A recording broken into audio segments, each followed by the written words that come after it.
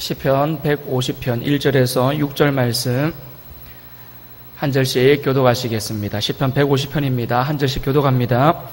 할렐루야. 그의 성소에서 하나님을 찬양하며 그의 권능의 궁창에서 그를 찬양할지어다.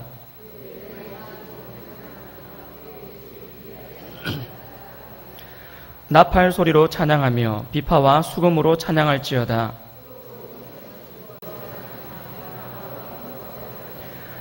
큰 소리 나는 제금으로 찬양하며 높은 소리 나는 제금으로 찬양할지어다. 호흡이 있는 자마다 여호와를 찬양할지어다. 할렐루야. 아멘. 오늘 말씀 제목은 내 영혼의 노래입니다. 내 영혼의 노래. 찬양이라는 얘기죠. 이 찬양에 대한 말씀을 이 시간 전하려고 합니다. 1930년대 미국에 클래런스 데로라는 사람이 있었답니다. 이 사람이 무신론자였답니다. 신은 없다고 주장하는 사람이었답니다. 마침 그때에 이제 미국의 경제 공황에 들어갔습니다. 경제적으로 너무 힘든 상황이 됐죠. 온 나라가 너무 힘들어지고 하나님을 믿는 기독교 국가였음에도 불구하고 그렇게 경제적으로 힘든 상황이 발생하니까 이 사람이 지금이 기회다 싶었습니다. 하나님은 없다, 신은 없다라고 주장할 기회다라고 생각을 한 거죠. 그래서 사람들을 많이 모읍니다. 특별히 흑인들이 모여있는 자리에서 그 사람들에게 신은 없다. 우리가 지금까지 하나님을 믿는다고 하지만 하나님은 안 계시다. 계시다면 어떻게 이와 같이 우리를 힘들게 할 수 있겠는가? 신은 없다. 라고 그렇게 막 강연을 하기 시작합니다. 그리고 강연하는 내용 중에 일부분이 바로 이런 내용입니다. 여러분, 우리는 다 잃어버렸습니다. 꿈과 재산을 잃었고 노래까지 잃었습니다. 이런 상황 속에서 어떻게 노래를 부를 수 있단 말입니까? 라고 강연을 했습니다. 근데 그때 그 소리를 듣고 갑자기 저 뒤에 앉아있던 할머니 한 분이 갑자기 손을 번쩍 들면서 나는 노래할 수 있습니다. 그런 겁니다. 지금 전부 다 너무 경제적으로 힘든 상황에서 이 사람이 신은 없다. 하나님이 안 계시기 때문에 우리가 이렇게 힘든 것이다. 라고 이런 상황에서 우리는 꿈도 잃었고 희망도 잃었고 어떻게 우리가 노래도 잃었다. 어떻게 우리가 이런 상황에서 노래를 할 수 있겠는가. 라고 막 이야기를 하는데 할머니가 나는 노래할 수 있습니다. 그래 버린 겁니다. 그러니까 사람들이 전부 다 쳐다본 거죠. 다 쳐다봤습니다. 아니 이런 상황에서 어떻게 노래를 할 수 있단 말입니까? 라고 하니까 나는 예수님을 믿기 때문에 노래할 수 있습니다. 힘들고 어려워도 노래할 수 있습니다. 우리 하나님을 찬송할 수 있습니다. 라고 또록또록하게 이야기를 한 겁니다. 그러니까 옆에 있던 사람들이 그 말 듣고 보니 그렇다. 나도 할 수 있다. 나도 할 수 있다. 순식간에 분위기가 하나님이 우리와 함께 계시기 때문에 우리는 노래할 수 있고 찬송할 수 있다라는 분위기로 확 퍼져버린 겁니다. 그래서 그날 그 강연이 완전히 망쳤습니다. 이 강연하는 사람의 입장에서 망쳐버렸습니다. 신은 없다고 지금 증명할 수 있는 절호의 찬스였는데 찬송할 수 있습니다. 노래할 수 있습니다. 라는 분위기가 갑자기 확 퍼져버리면서 그 사람의 계획이 무산이 돼버린 겁니다. 실제 있었던 일이랍니다. 하나님을 믿는 사람들은 하나님을 찬송할 수 있습니다. 상황이 좋을 때도 찬송할 수 있고요. 상황이 안 좋아도 찬양할 수 있습니다. 왜냐하면 상황이 좋든 안 좋든 우리의 신앙 고백은 하나님이 우리와 함께 하신다. 하나님이 나를 도우신다. 하나님이 나를 선하고 좋은 길로 인도하신다. 이것이 우리의 신앙 고백이기 때문에 상황이 좀 힘들고 어려워도 우리는 찬양할 수가 있습니다. 자, 이론은 그런데 여러분 진짜 그렇습니까? 자, 이론적으로는 그런데 이론적으로는 상황이 어떻든지 간에 노래할 수 있는데 실제로 여러분의 삶은 우리의 삶을 한번 돌아보자고요. 자, 우리의 삶은 실제로 막 너무너무 힘들고 쓰러져서 아파서 죽을 것 같을 때 여러분 찬송이 나오시던가요? 입에서? 그때는 사실은요 참 한숨이 잘 나오죠. 찬양이라기보다는 한숨이 잘 나옵니다. 걱정거리 입만 열면 아유 어떡하나 걱정거리 한숨 소리 이런 소리들이 많이 나옵니다. 뭐가 부족해서 그렇습니까? 믿음이 부족해서 그렇습니다. 다른 이유 없습니다. 간단합니다. 믿음이 부족해서 그렇습니다. 여호와는 나의 목자시니 내게 부족함이 없으리로다. 믿음이 없어서 그렇습니다.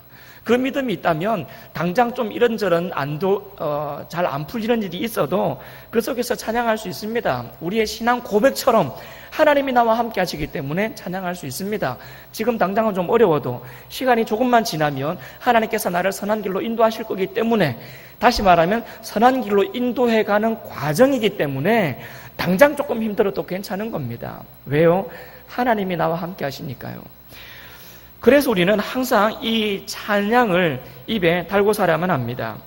많은 사람들이 찬양에 대한 오해를 합니다. 찬양은 예배 분위기를 띄우기 위해서 해야 된다 라고 생각을 해요. 아멘 하면 안 됩니다. 지금 잘못된 얘기를 제가 지금 하고 있는 겁니다. 예배 분위기를 띄우기 위해서 찬송해야 된다, 그렇게 이야기하는 사람이 있습니다. 그런 측면에서 보면 준비 찬송이라는 말이 참 잘못된 말입니다. 준비 찬송이라는 말은 없습니다. 찬양하는 그 순간부터 예배의 시작인 겁니다. 찬양을 시작하는 그 순간부터 우리는 하나님을 예배하기 시작하는 겁니다. 그래서 사실 준비 찬송이라는 말은 조금 말이 잘못된 말입니다. 예배를 띄우기 위해서, 예배 분위기를 띄우기 위해서 찬송하는 게 아니라 찬양 그 자체가 하나님을 향한 우리의 신앙 고백이고 하나님을 향한 우리의 예배라는 사실을 우리는 기억해야만 하겠습니다. 찬양은 하나님의 은혜에 감사하는 그리스도인들이 드리는 영적인 제사고 예배입니다. 다시 이야기합니다. 찬송은 예배를 위해서 준비하는 마음으로 부르는 게 아니라 찬양 그 자체가 하나님을 향한 예배고 제사라는 이야기입니다. 그래서 우리는 이 찬양이 얼마나 소중한지를 알아야만 합니다. 예배가 제일 중요하고, 그리고 나서 찬송은 그 밑에 중요하고, 이런 게 아니라는 얘기입니다. 예배 안에 찬양이 있고 기도가 있고 설교가 있고 뭐 몇 가지는 내용이 있죠, 그죠? 제일 중요한 게 뭡니까? 자, 1번 설교, 2번 기도, 3번 찬송. 자, 몇 번입니까? 제일 중요한 거. 1번, 2번, 3번 똑같이 중요합니다. 왜냐하면요, 똑같이 하나님을 향한 예배이기 때문에 그렇습니다. 표현하는 방식은 달라도 전부 다 하나님과 교제하고 하나님 앞에 영광을 돌리는 행위이기 때문에 똑같이 중요합니다. 그래서 설교, 기도, 찬송뿐만 아니라 예배 속에 들어가는 모든 순서들이 다 똑같이 합쳐져서 하나님을 향한 예배가 되는 겁니다. 그래서 보통 예배할 때 여러분들은 안 그러시겠지만 간혹 그런 분들 계시죠. 찬양 끝날 시간쯤 맞춰서 들어오시는 분, 아니면 설교 시작할 때 딱 그 시간 맞춰서 들어오시는 분, 그리고 설교 끝나면 잽싸게 나가시는 분. 간혹 그런 분들이 계십니다. 그분들은 뭐가 제일 중요하다고 생각하는 겁니까? 설교가 제일 중요하다고 생각하는 겁니다. 그러니까 설교 듣는 게 예배다라고 생각하니까 찬양은 하기 싫고 설교는 들어야 예배를 드리는 거니까 찬양 시간 끝날 때 시간 맞춰가지고 설교 시작할 때 들어오는 거죠. 그리고 설교 끝나면 나가는 거죠. 왜? 예배 다 드렸다고 생각하는 겁니다. 설교 다 들었으니까. 그게 잘못됐다는 겁니다. 찬양을 시작하는 그 순간부터, 아니요, 여러분이 이 자리에 와서 사실 앉아서 고개 숙이고 눈 감고 하나님 저 왔습니다 기도하는 그 순간부터 우리의 예배는 시작이 되는 겁니다. 오늘 말씀을 통해서 이제 몇 가지를 좀 살펴보려고 하는데요. 찬양은 하나님을 경외하는 사람의 본분입니다. 그 중에서 오늘 1절 말씀을 보시면 할렐루야 그의 성소에서 하나님을 찬양하며 그의 권능의 궁창에서 그를 찬양할지어다 라고 나와 있습니다. 여기서는요, 찬양을 하는 장소가 나와 있습니다. 예수 믿는 사람들이 어디에서 찬양을 해야 되는가? 장소가 나와 있습니다. 첫 번째 장소는 그의 성소입니다. 성소. 그의 성소에서 하나님을 찬양하라. 성소를 요즘 우리식으로 이야기하면 어딜까요? 어디겠습니까? 교회라고 대답하셔도 되고 예배당이라고 대답하셔도 되고 우리가 예배하는 곳이라고 대답하셔도 됩니다. 그렇게 따지면 사실은 교회가 건물이 아닌 걸 우리가 알고 생각한다면 우리가 같이 모여있는 그곳, 성도들이 모여있는 그곳, 성도들이 함께 2사람 이상 모여서 함께 하나님을 이야기하는 그곳, 하나님을 찬송하고 예배하는 그곳이 성소고 그곳이 곧 교회입니다. 성도의 모임이 교회니까요. 성소에서 하나님을 찬송하라, 예배하는 바로 그 자리에서 하나님을 찬양하라라는 의미입니다. 하나님을 예배할 때 그곳에서 하나님을 큰 소리로 찬양해야 된다라는 겁니다. 그리고 그 다음이 뭐냐면 권능의 궁창에서 그를 찬양하라라고 나옵니다. 자, 권능의 궁창. 자, 이게 중요합니다. 이게 권능의 궁창이 어디입니까? 어딜 것 같습니까? 권능의 궁창이. 해석하면 이렇습니다. 권능의 궁창.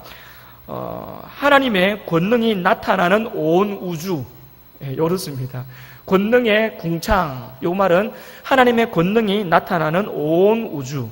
그러면 하나님을 찬송해야 되는 장소가 어디입니까? 전부 다입니다. 하나님을 찬송하지 않아도 되는 장소는 아무 데도 없습니다. 다시 말하면 찬송은 교회 가면 하는 거지 틀렸습니다. 찬송은 누가 예배드리면 예배드리는 장소에 가서나 하는 거지 틀렸습니다. 그렇지 않습니다. 어디서든 예수 믿는 내가 있는 그곳이 하나님을 찬송하는 곳이고, 집에서든 가정에서든 직장에서든 내가 어디를 밟고 서 있든지 내가 발로 밟고 서 있는 그곳이 우주 안에 속해 있는 곳이라면 그곳은 찬양하는 곳입니다. 찬양하지 않아도 되는 공간은 우주 바깥입니다. 우주 바깥으로 나갈 수 없으니 우리는 우리의 모든 삶의 영역에서 하나님을 찬송할 수 있어야 된다는 겁니다. 그게 시편 150편 1절에 나오는 말씀입니다. 여러분, 하나님을 얼마만큼 찬양하고 계십니까? 교회에서는 찬양하죠. 찬양하는 시간이 있으니까요. 그런데 그때는 찬양을 하는데 집에 가서는 여러분 얼마나 찬양하십니까? 직장에서는 얼마나 찬양하십니까? 혼자 생활하면서 어떻게 얼마나 여러분들은 찬양하십니까? 찬양을 안 하고 있다면 문제가 있습니다. 찬양을 하는 것이 정상입니다. 하나님을 생각한다면, 하나님의 은혜를 기억한다면 우리는 하나님을 찬송하는 것이 정상입니다. 이 부분은 제가 이 뒤에 다시 한번 이야기하겠습니다. 어쨌든 첫 번째, 하나님을 어디에서 찬송해야 되는가? 첫 번째는 예배당이고 우리가 예배드리는 바로 그곳이고, 두 번째는 하나님의 권능이 임하시는 모든 온 우주입니다. 다시 말해서 어디든 모든 곳은 다 하나님을 찬양해야만 하는 그러한 공간입니다. 자, 두 번째는 요겁니다. 하나님을 찬양해야 하는 이유가 뭔가? 요겁니다. 이게 참 중요하죠. 하나님을 찬송해야 되는 이유가 뭡니까? 2절에 나옵니다. 그의 능하신 행동을 찬양하며 그의 지극히 위대하심을 따라 찬양할지어다. 요겁니다. 요게 찬양을 해야 될 이유입니다. 지금 저는 시편 150편을 기준으로 설교를 하고 있습니다. 물론 다른 성경 구절에서는 또 다른 이유들도 나옵니다. 150편 말씀을 기준으로 볼 때에 우리가 찬양해야 되는 이유, 하나님의 능하신 행동과 지극히 광대하심, 그것을 우리가 하나님을 찬송해야 될 이유라고 이야기를 하고 있습니다.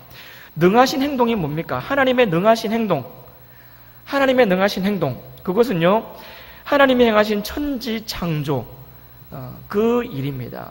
천지를 말씀으로 창조하신 그 전능하신 일, 하나님의 그 전능하심 또 있습니다. 창조만 하신 것이 아니라 창조하신 그 세상을 지금 이 모습 이대로 보존시켜 나가시는 하나님의 전능하심. 이게 무슨 말인지 잘 이해가 안 가시죠? 가십니까? 세상을 창조하셨습니다. 말씀으로 창조하셨습니다. 창조하신 이것도 엄청난 건데 그 창조하신 세상을 그대로 유지시키고 보존시켜 나가고 계십니다. 다시 말하면요, 여러분, 태양하고 지구하고 조금만 더 가까워지면 어떻게 되는 줄 아십니까? 우리 전부 다 타 죽습니다. 태양하고 지구하고 조금만 거리가 더 멀어지면 어떻게 되는 줄 아십니까? 다 얼어 죽습니다. 그런데 여러분, 이걸 생각하셔야 돼요. 지구가 있으면 태양이 딱 일정한 거리를 유지하고 돌게끔 하나님이 만들어 놓으신 게 아닙니다. 어떤 분은 딱 이렇게 설명을 하시더라고요. 그렇게 자동적으로 그냥 태양이 있으면 태양 주위를 지구가 딱 일정한 거리를 재가지고 그 거리를 딱 유지하면서 돌게끔 그렇게 만들어진 것이 아니라 하나님께서 1분 1초도 안 쉬고 그 일정한 거리를 딱 유지시키시면서 지구를 돌리신다는 겁니다. 하나님께서 그렇게 이 땅을 유지시켜 나가신다는 겁니다. 그렇게 이 땅을 보존시켜 나간다는 겁니다. 참새 한 마리까지도 하나님이 다 일일이 신경 쓰시면서 전능하신 하나님께서 그렇게 이 땅을 지켜시고 계신다라는 거죠. 그게 보존하는 겁니다. 보존하는 거. 조금만 하나님께서 이 보존하는 능력이 약해지시면 우리는 어떻게 될지 모릅니다. 그러나 하나님께서 전능하신 하나님이시기 때문에 그 전능하심으로, 권능으로 이 세상을 창조하셨을 뿐만 아니라 창조하신 세상을 이렇게 지켜지고 보존해 나가신다라는 것, 그것이 하나님의 크신 은혜입니다. 그리고 그것이 바로 우리가 하나님을 찬송할 수밖에 없는 이유입니다. 그렇게 위대하신 하나님, 그 위대하신 하나님이 바로 우리의 아버지가 되시니 찬양을 할 수밖에 없다라는 겁니다. 또 있습니다. 하나님의 백성들을 구원하시는 그 구속의 사역들, 이것들을 생각할 때에 야, 하나님께서 우리 인간을 인도하시는 방법이 기가 막히다라는 것을 생각해 나가는 겁니다. 애굽 땅에 살고 있었던 이 이스라엘 백성들을 출애굽시켜 나가는 과정을 한번 보십시오. 바다가 가로막으면 바다를 갈라버리고 물이 없으면 바위에서 물이 튀어나오게 하시고, 먹을 것이 없으면 하늘에서 만나를 내려주시고, 고기가 필요하다 그러니까 메추라기 떼를 보내주시고, 하나님께서요 기가 막힌 방법으로 그 백성들을 인도해 가십니다. 자기 백성을 이렇게 인도해 가시는 하나님의 전능하심, 우리가 그것을 생각할 때에, 야, 우리 하나님 참 그분은 전능하시다. 정말 전능하시다. 우리 하나님 참 대단하시다. 어떻게 그렇게 자기 백성을 그렇게 인도해 가실 수 있을까? 그렇게 고백할 수 있는 겁니다. 그리고 그것은 사실은 내 삶 속에서도 똑같이 적용됩니다. 하나님께서 우리의 삶 역시 기가 막힌 방법으로 인도해 가고 계십니다. 물론 중간에 있을 때 우리는 잘 모를 수도 있습니다. 왜 나의 삶은 이런 식으로 진행이 되는지. 시간 지나 보면요, 우리는 깨닫습니다. 그때 참 힘들었는데 하나님께서 그때 나와 함께 하셨구나. 그때 그 힘들었던 순간 하나님이 이렇게 나를 지키시고 보호해 가셨구나. 그때는 참 힘들었는데, 그래서 원망도 참 많이 했는데 지금 와서 생각해 보니 그때도 하나님이 나와 함께 하셨구나 깨닫게 되는 겁니다. 그리고는 고백하죠. 우리 하나님 참 대단하신 분입니다. 우리 하나님 참 감사하신 분입니다. 그제서야 고백할 수 있는 거죠. 전혀 흐트러짐 없이 기가 막힌 방법으로 하나님께서 자기 백성을 인도해 가고 계십니다. 그래서 능하신 하나님이시라는 겁니다. 전능하신 하나님.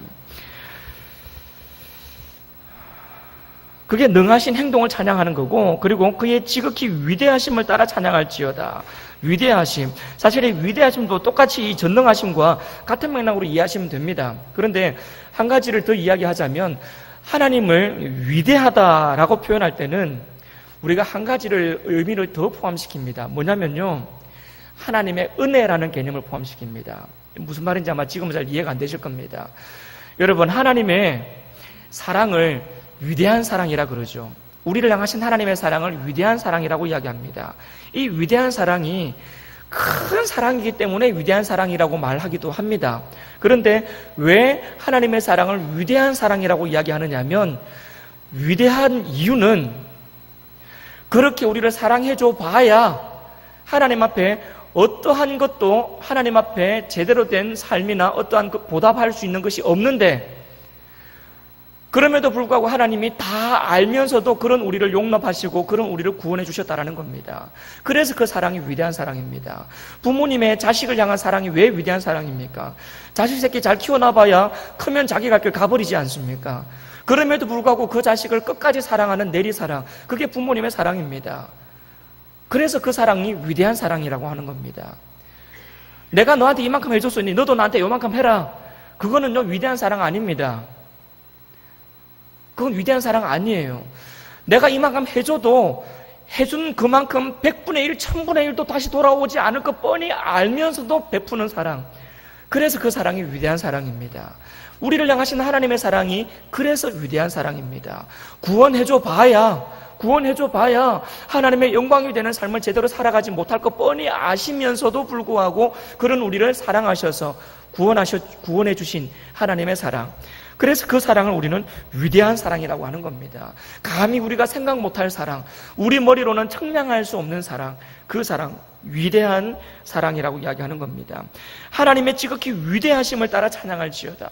우리를 향하시 그렇게 내리사랑으로, 그렇게 일방적으로 사랑하시는 우리 하나님, 그 하나님의 위대하심을 찬양할지어다. 십자가에서 예수님께서 달려 돌아가실 때에 이 사람들을 구원하시기 위해서 하나님이신 그분이 인간의 몸을 입으시고 이 땅에 오셨을 뿐만 아니라 그 십자가의 온갖 고초를 다 당하시면서 십자가에서 죽으셨습니다. 그때 그 예수님이 살리시려고 했던 그 사람들은 주변에서 어떻게 했습니까? 예수님을 향해서 손가락질하면서 죽여라 그랬습니다. 니까짓 게 어떻게 그리스도가 될 수 있느냐? 죽여라. 너 스스로나 구원해라. 조롱했습니다. 그런데 예수님이 뭐라고 기도하셨습니까? 하나님 아버지, 저들의 죄를 저들에게 돌리지 마옵소서. 저들은 자기들이 하는 짓을 알지 못함이니이다 라고 이야기했죠. 그렇게 기도했습니다. 그러니까 죽어가면서까지도 자기를 손가락질하는 그 사람을 끝까지 사랑하셨던 예수님, 그 사랑이 위대한 사랑인 겁니다. 하나님을 왜 우리가 찬양해야 됩니까? 나를 향하신 하나님의 사랑이 그렇게 위대한 사랑이기 때문에 우리는 그 하나님을 찬양할 수밖에 없는 겁니다. 찬양을 왜 못해요? 불평거리가 있으니까 찬양 안 합니다. 원망거리가 있으니까 찬양 안 해요. 왜 저 사람은 저렇게 잘 먹고 잘 살고 건강하고 자식들이 잘 되고 다 잘 되는데 왜 나는 이렇게 되는 일이 없을까? 그러니까 입에 찬송이 안 나오죠. 찬송이 안 나오는 겁니다. 나는 돈도 없고, 나는 건강도 안 좋고, 나는 자식들도 자꾸 잘 안 풀리고, 나는 뭐가 이거 사람 다 되는 것도 없고, 아무것도 되는 게 없으니 입에서 찬송이 안 나옵니다. 그런데 그때 우리는 무엇을 생각해야 됩니까? 하나님의 권능과 위대하심을 생각해야 됩니다. 나를 구원하셨지 않습니까? 나를 구원하셨지 않습니까? 구원받을 만한 자격이 없음에도 불구하고 우리를 사랑하셔서 하나님의 자녀로 삼아주셨지 않습니까? 건강이 안 좋다고요? 돈이 없다고요? 되는 게 없다고요? 그거 다 주고 구원 안 해줬으면 여러분 만족하시겠습니까? 건강 주고 돈 주고 다 준 후에 그러고 나서 구원을 안 주셨다면 여러분 그러면 그때는 기분 괜찮으시겠습니까? 어느 걸 택하시겠습니까? 여러분 우리가요 이 땅에서 천년만년 살 것처럼 생각하지만 지나가는 인생입니다. 안개와 같은 인생이고 나그네의 삶입니다.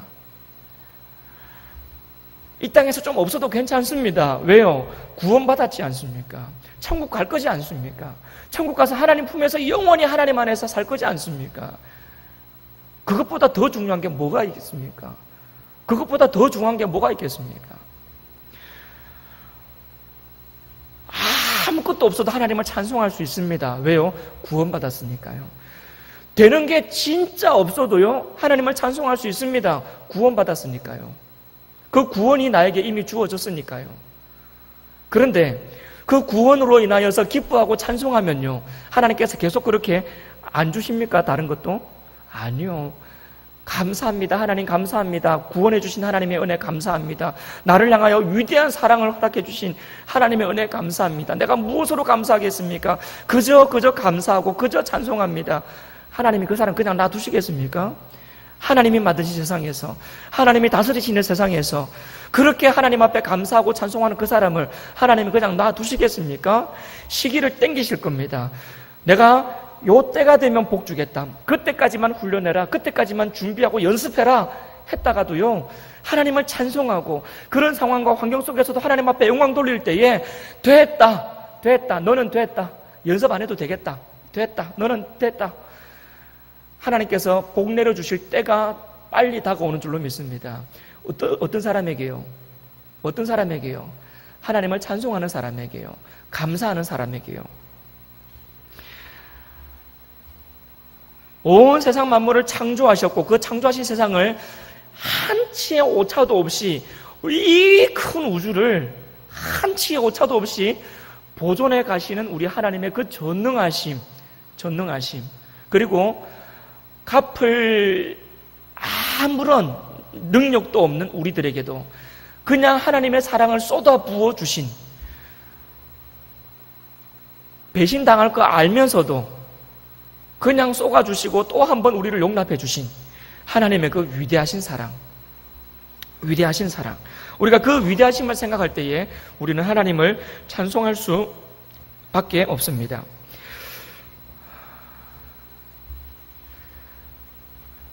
하나님을 찬송하는 성도의 자세. 자, 세 번째는 성도의 자세를 한번 생각해 보겠습니다.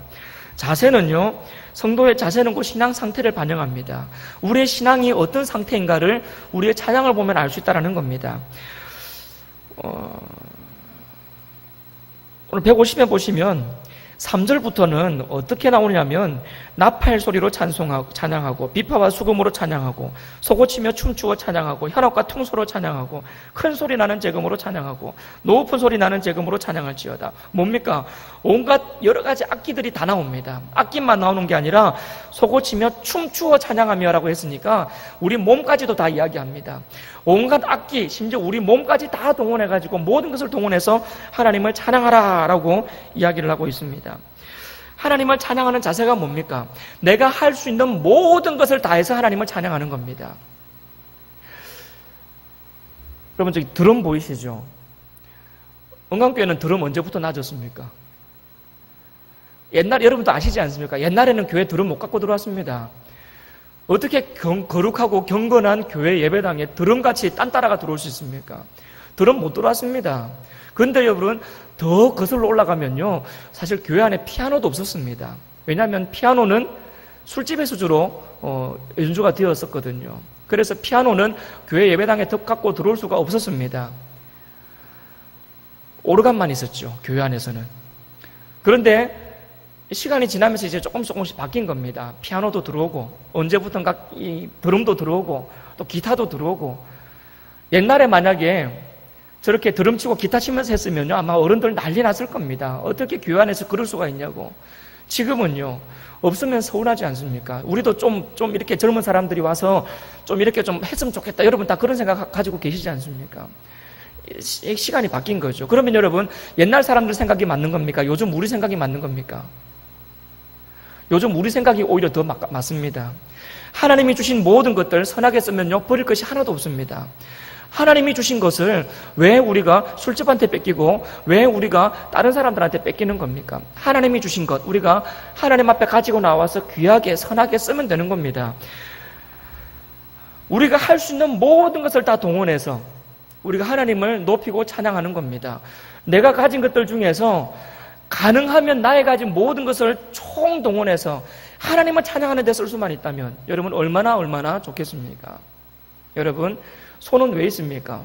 손뼉치며 찬양하라고 있는 겁니다. 여러분, 제가 실로암 장애인들이 모여서 예배드리는 장소에 제가 설교하러 여러 번 갔습니다. 실로암을 가니까요, 장애인들이 거기서 찬양을 하는데 참 제가 기가 막힌 장면을 봤습니다. 이렇게 박수를 치시더라고요. 이렇게. 이쪽 손이 없으니까 이렇게 박수를 치시더라고요. 이렇게.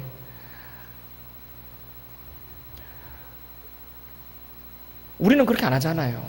두 손 멀쩡해도 박수 잘 안 치잖아요. 소리를요, 꽥꽥 지르면서 찬송하는데요, 무슨 말인지 잘 못 알아듣겠어요. 입이 돌아가 있으니까 발음이 제대로 안 나와요. 그래도 고래고래 소리를 지르면서 찬양을 하는데요, 얼마나 그 모습이 아름다워 보이고 그 모습을 보고 있는 제가 얼마나 부끄러웠는지 모릅니다.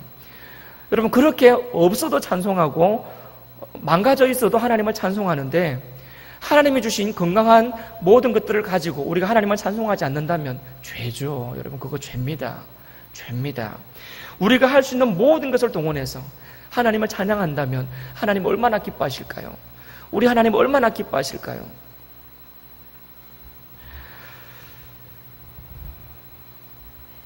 성도의 자세, 하나님을 찬송하는 자세를 보면요, 우리의 신앙을 어느 정도 알 수 있습니다. 이게 왜 찬양하는 자세가 왜 우리의 신앙을 대변해 주느냐면요, 결국은 찬양하는 그 자세가 하나님에 대한 구원의 은혜에 대한 감사가 있으면 찬송이 자연스럽게 나올 수밖에 없어서 그렇습니다. 내 마음속에서 구원의 감격이 넘쳐나면 넘쳐날수록 어떻게 가만히 앉아서 찬송합니까? 그 구원의 은혜가 희미해졌으니까 입만 뻥긋뻥긋하고 있는 거죠. 내가 구원받았다는 그 사실이 많이 약해져 있으니까 그냥 구원받았나 보다 생각하고 있으니까 그냥 중얼중얼 입만 뻥긋뻥긋하면서 찬양하는 거죠. 내가 정말 구원하신 하나님의 은혜에 깊이 감사하고 하나님의 그 사랑, 내가 정말 가슴속 찡하게 그 사랑을 느낀다면 어떻게 우리가 습관적으로 그냥 입만 뻥긋뻥긋하면서 찬양할 수 있겠습니까? 죄로부터 우리가 구원받았는데 지옥 백성에서 천국 백성으로 바뀌었는데 어떻게 아무 느낌 없이 아무 감정 없이 그냥 시간만 지나라, 오늘은 찬송을 2곡 하려나 3곡 하려나, 어떻게 그럴 수 있다는 얘기입니까? 사절까지 했으면 됐지 왜 또 한 번 더 하자 그러나, 왜 어떻게 그런 생각을 할 수 있다는 얘기입니까? 구원의 감격이 약해지면 찬양이 건성으로 나옵니다. 구원에 대한 은혜가 약해지면 찬양이 안 나옵니다. 여러분, 일주일 동안 살아가시면서 교회에 나와서 같이 찬송하는 거 빼고 찬양 몇 번이나 하십니까? 그게 우리의 신앙을 대변하고 있습니다. 그게 우리의 구원의 감격을 대변하고 있습니다. 그것이 하나님께서 나와 함께 하신다라고 신앙 고백하는 그 신앙 고백을 대변하고 있습니다. 우리의 찬양하는 자세를 여러분 한번 점검해 보시기를 바랍니다. 그리고 그 구원의 은혜에 깊이 감사하고 감격하면서 나도 모르게 어느 순간 보니까 내가 찬송하고 있더라. 어느 순간 나도 모르게 나도 모르게 어느 순간 보니까 내가 입으로 흥얼흥얼 찬송을 하고 있더라. 여러분, 이것을 발견할 수 있는 여러분 되시기를 바랍니다. 정말 간절히 바라기는 여러분 자면서도 꿈꾸면서 찬양으로 잠꼬대를 할 수만 있다면 얼마나 좋을까요? 가끔씩 저는 자면서 그런 기도합니다. 꿈속에서 예수님 만나게 해주십시오. 꿈속에서 우리 주님 만나게 해주십시오. 정말 우리가 꿈속에서도 주님 만나고 꿈속에서도 하나님을 찬양할 수 있다면 얼마나 좋을까요? 여러분, 예수 몇 년 믿으셨습니까? 이제는 그런 경지에 도달할 때도 되지 않으셨습니까? 자면서도 잠꼬대로도 하나님을 찬송하고 자면서도 하나님 감사합니다 할 그 정도 경지에 도달할 때가 되지 않으셨습니까? 우리 빨리 그 정도까지 갑시다. 그 정도까지 갑시다. 정말 시간이 지날수록, 세월이 흐를수록 점점 더 이 속에 하나님으로 가득 차고 예수님으로 가득 차고 감사와 찬송이 가득 차서 나도 모르게 입이 열려가지고 하나님을 중얼중얼 찬송하고 있고, 나도 모르게 하나님 감사합니다, 주여 감사합니다 그러고 있고, 그런 날이 우리 속에 있기를 여러분 주님의 이름으로 축복합니다.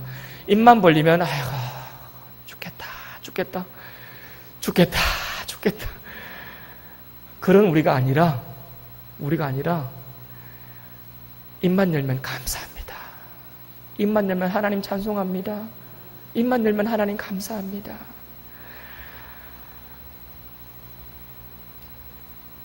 분명한 구원의 확신, 내가 구원받았다고 하는 분명한 구원의 확신, 그리고 하나님께서 나와 함께 하신다라고 하는 분명한 믿음, 그러한 믿음이 우리 마음속에 가득 차 있을 때에 찬송은 흘러나오게 되어 있습니다. 여러분, 찬양이 넘쳐나시는 저와 여러분의 삶이 되시기를 주님의 이름으로 축복합니다. 기도하겠습니다. 하나님 감사합니다. 하나님. 자면서도 우리 주님 만나기를 원하고 잠꼬대로도 하나님을 찬송하기를 원합니다. 우리의 삶 속에 하나님을 찬양하는 그 찬양이 넘쳐나기를 원합니다. 날마다 우리 주님의 그 은혜가 너무너무 감사해서, 우리를 구원하신 하나님의 그 은혜가 너무나 위대해서 그저 감사, 그저 찬송, 하나님 그렇게 입만 열면 하나님을 찬송하는 우리의 삶이 될 수 있도록 주님 도와주옵소서. 교회에 왔을 때만 같이 찬양하는 것이 아니라 그냥 입만 열면 찬송하는 우리의 삶이 될 수 있도록 주님 도와주옵소서. 찬양으로 가득 차게 하여 주옵소서. 우리의 마음이 찬양으로 가득 차서 그렇게 하나님을 찬송하고 또 찬송하는 우리의 삶이 되게 하여 주옵소서. 그래서 하늘나라 갔을 때에도 우리가 끊임없이 찬양할 터인데, 그때 하늘나라 가서 찬양하는 것이 그냥 우리의 삶의 연속이 될 수 있도록 도와주시옵소서. 감사드리며 살아계신 예수님의 이름으로 기도합니다. 아멘.